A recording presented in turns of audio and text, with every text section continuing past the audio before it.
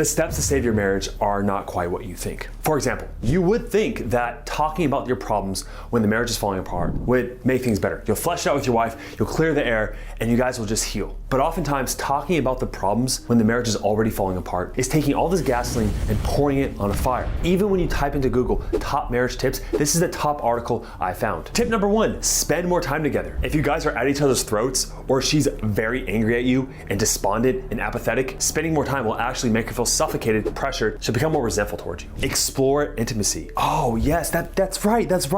If the marriage is falling apart, you guys just have a bunch of sex and it's gonna all be okay, right? Whoever wrote this article, I swear. And my favorite one, just improve your communication skills. That's like walking to a therapist and having them say this to you. Hey, my marriage is kind of falling apart. How do I save it? Oh, that's super easy. You just gotta make her happy. Oh, I just gotta make her happy? I didn't know it was that easy. That is crazy. Okay, I'm just gonna make her happy. Crazy. Okay, cool, awesome. Yeah, it is that easy. I know, it's crazy, right? You could have just went online and solved your whole problem, just seeing advice on a freaking blog post. When one of the most important things in your life is falling apart and you go online to search for help, there's so much bad advice out there. That's why, one of the reasons why marriages are falling apart. So in this video, I'm gonna give you the 5 smartest tips to save your marriage after it's falling apart. There are 2 recent men who came into my program, both trying to save their marriage. Now they have the exact same situation, it's pretty scary. But what I found out is that they completely use different strategies. You see, they've both been married for 25 years with their wife, both have 2 kids from the East Coast, and they both got complacent over the years. Their wife complained about being emotionally disconnected, that they were too passive in the marriage, there was no more intimacy, and both of their wives were having an emotional affair with a man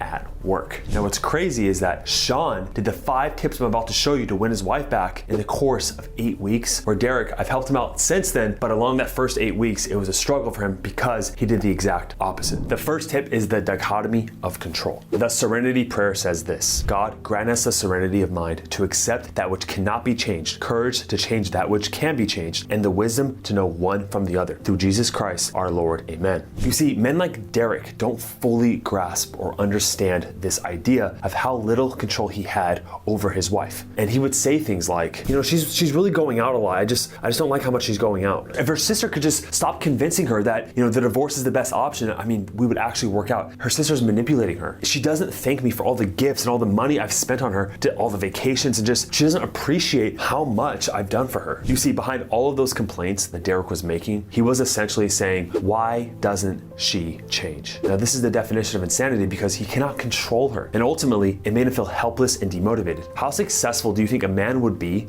you would be, to get your wife back if you constantly felt demotivated and helpless? Sean, on the other hand, knew about this idea, the dichotomy of control, pretty early on, and I'll show it through one of his Facebook posts in the group. I feel so much better now that I've shifted my mindset. I am letting go of my expectations of her. It will only cause me pain, negative growth at this point. I have to pour my emotions into improving myself, and when my wife needs me, she will seek me out, and then I can show up for her in the way I need. That sentence really encapsulates the idea that I teach men in my marriage mastery course, that if you truly focus on improving yourself, your wife will notice and the changes will happen and she will come back. The second tip that Sean used that Derek didn't was fighting with flow. You see, both men were afraid of conflict their whole entire marriage. Whenever problems would arise, they would tend to avoid it. They would shut themselves in at work, and the wife felt more and more distant. Now, coming into the program, they both learned the tools and strategies and how to address the conflict. What Sean did was he started to use those tools, and it was hard at first, but he slowly got better. However, Derek still chose to avoid the problem. You see, imagine that you and your wife have this joint house together that resembles your relationship. Right now, as you're trying to rebuild this house, the underlying conflict in your marriage resembles all this corrosive acid in the foundation of your house.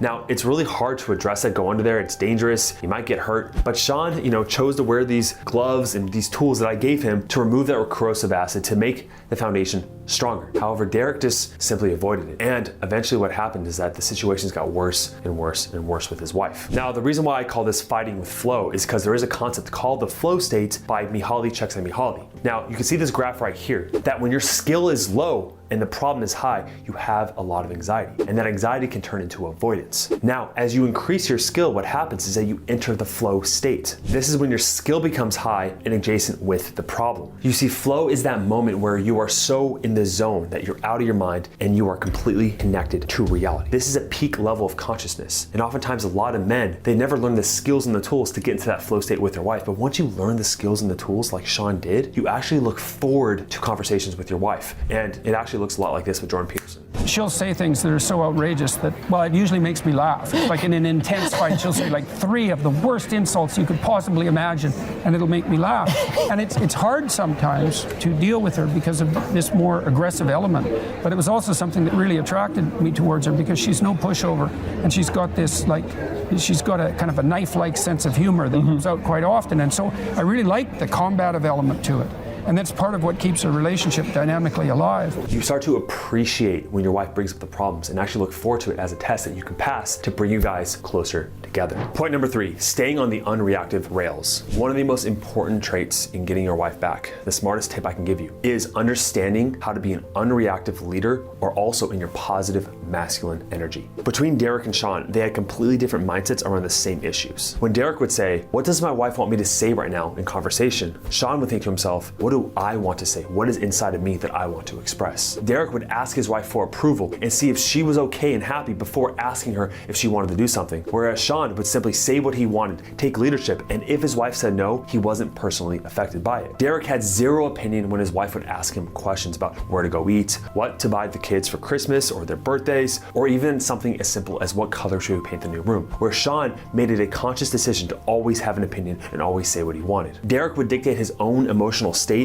based off how his wife felt. So if his wife felt sad, even if Derek had a great day, it would bring him down. Whereas Sean was the complete opposite. If his wife felt sad, in his positive state was able to bring his wife out of her negative emotions into a positive one because of his transference and frame being a lot stronger in who he was. Derek saw every single criticism as a personal attack on his character of not being good enough, whereas Sean saw every criticism as a request in disguise from his wife. So he was able to see that request and meet her needs every single time. I can go on and on about this concept, but let me show you a post he made in reference to this. When we were talking about how we often feel like things are going to get better, then our wives do something to hit us like a train, I then thought of this. What if we aren't the car stuck on the tracks? What if we are the train and it's our wife's test on the tracks? Sure, we might take a hit, but ultimately we keep moving forward. We need to not allow things to derail us or stop us from moving forward. Let's be on that train, gentlemen. Choo choo. What Sean's essentially saying here is, as a man, you need to be on that track, moving forward in life, being unreactive, which means no one hits you off those rails. Yes, life will test you, whether through your career or family members or friends or anyone, especially your wife, but you get hit, but you keep on moving forward, which means you don't become emotionally reactive. The 4th point is passing tests. And let me start off with one of Sean's posts when it comes to this. He says, "Hello everyone. I gave my wife another CLC this morning, and even though she knows she doesn't have to respond, she came downstairs and looked at me straight in the eyes and said, 'Thank you.' She then gave me a test, and thanks to this program, I passed it with flying colors. I saw her face lighten up and she just smiled. I can honestly see and feel the shift happening with her. I'm a much happier person after the work I've done and continue to do, and she sees it too. Forgiving her and myself was a huge hurdle, but it changed my perspective in the most positive way imaginable. I can honestly say our conversations over the last couple weeks have been better than they have been in years, maybe ever. It's awesome." Now, the importance of passing tests and how to do it is summarized by this quote. "Even though she's insecure and anxious, she's also cunning. Instead of telling you how she feels, she'll mask her insecurities through challenges designed to make you just as uncomfortable as she might be. The man who remains unfazed while responding in kind with challenges of his own will win her heart." Now, like I said in the previous point, when Derek got tests from his wife, he would buckle under the criticism, and it would touch a wound in him that he thought he wasn't good enough. However, what Sean realized is that those tests were his wife saying, "I need you to show up for me. I need you to be the man to make me feel understood and loved."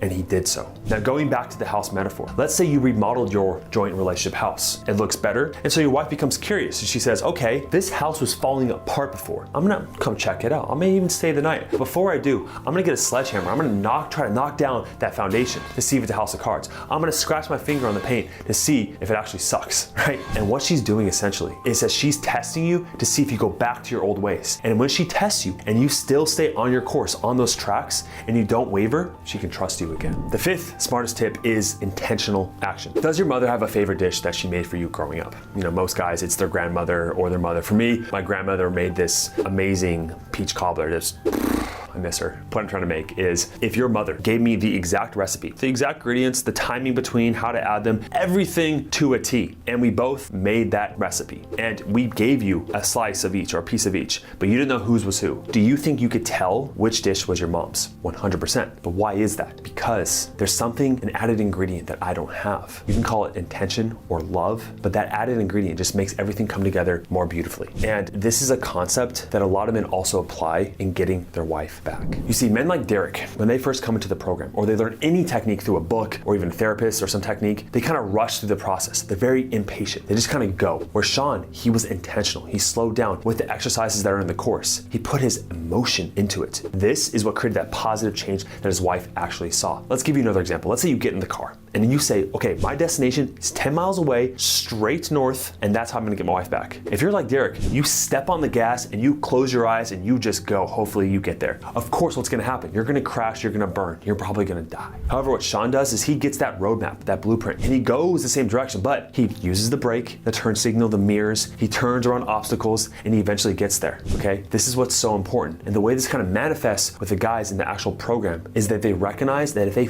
rush through this process, if they just go through the motions trying to get their wife back, they never do. And this is why so many men, when they try to get their wife back and improve their marriage, it never works because they're doing it on their own. However, when you have a whole community of men and experts guiding you along the way, you avoid those obstacles, you get accountability, and you finally get to your wife. You get her back, and it's better than it was before because of that intentional action. If you want to learn the top 3 skills that are going to save marriages as well, I would click this video right here. And also, if you want a free marriage consultation to see where you are in your marriage, how you got there, and a game plan moving forward, how to get your wife back, then I would click the link down below to work with me personally. The call is free, but make sure you are fully committed to saving your marriage. Thanks for watching the video. I'll see you in the next one.